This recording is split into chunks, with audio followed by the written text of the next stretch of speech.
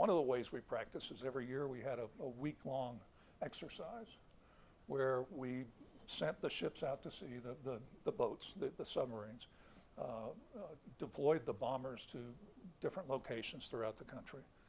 Everybody's in high alert. We would notify the Russians so they didn't get nervous when they saw those things floating around, moving around. Yeah, and they would do the same for us. Hey, we're going to have an exercise. So on 9/11, which was a Tuesday, this was the second day of the exercise. And people like me get very excited about, getting to go in and practice what, you really have tried to learn as much as possible, and they always threw curves at you.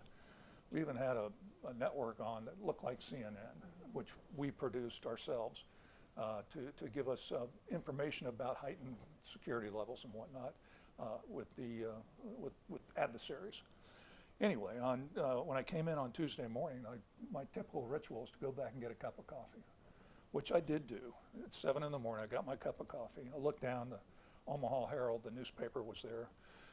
It said that the economy wasn't doing very well, but the good news was that Big Red was doing well. So if you live in Nebraska, you're rooting for that Nebraska team. Sure. And I went back to my duty station. There were about 20 of us in the room. I need to describe the room. It's buried at a classified depth, but beyond the reach of any bomb blast on the surface. Okay. It is cavernous. It's 2 stories tall, the room that we were in. In front of us, there are 8 movie screens with data that we need to display during the exercise. Behind us, and one level up, is the support battle staff behind plexiglass. So I sat down, and about a half an hour later, the battle staff director, the support battle staff director said, "Sir," referring to the admiral that I worked for, the 4-star, "Sir, we have an actual." And the admiral said, "All right, take down the screen, show me the actual." And against those 8 movie screens, we saw the first tower being struck, the North Tower, by American Airlines. I want to say it was, it was 11, Flight 11.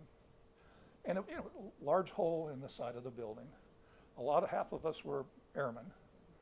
And we know aviation discipline. You always have a pilot and a co-pilot. So even if one of them is sick, the other one has the airplane.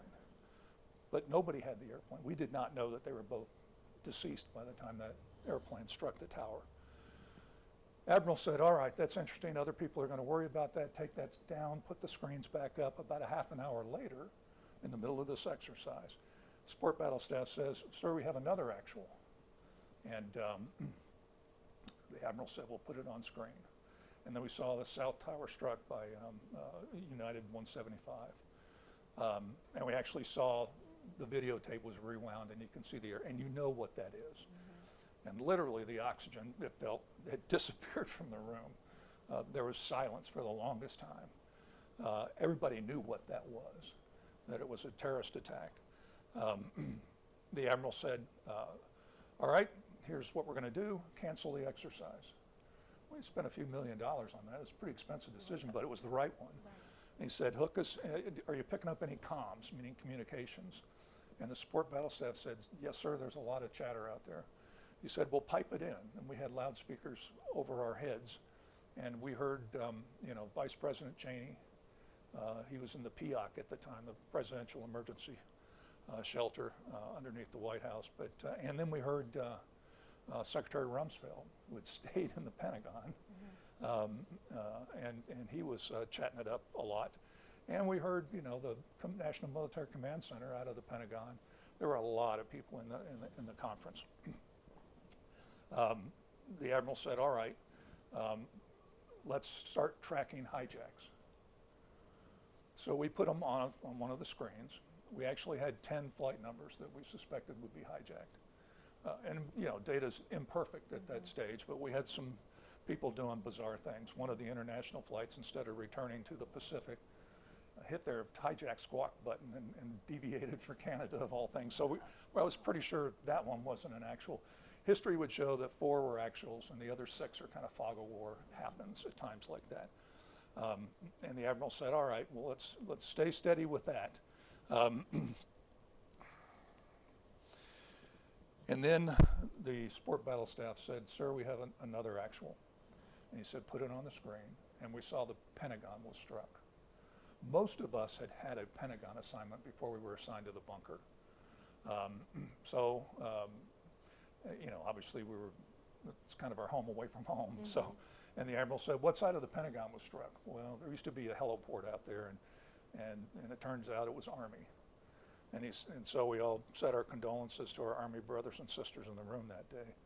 And then we continued to work the issue.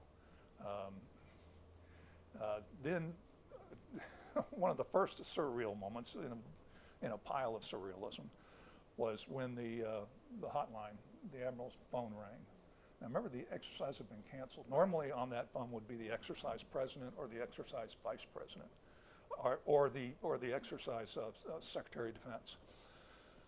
The Admiral cupped the phone, the speaker part of the phone, around him, put his back to us, talked for probably about a minute, hung up, and he said, the president will be here in 1 hour.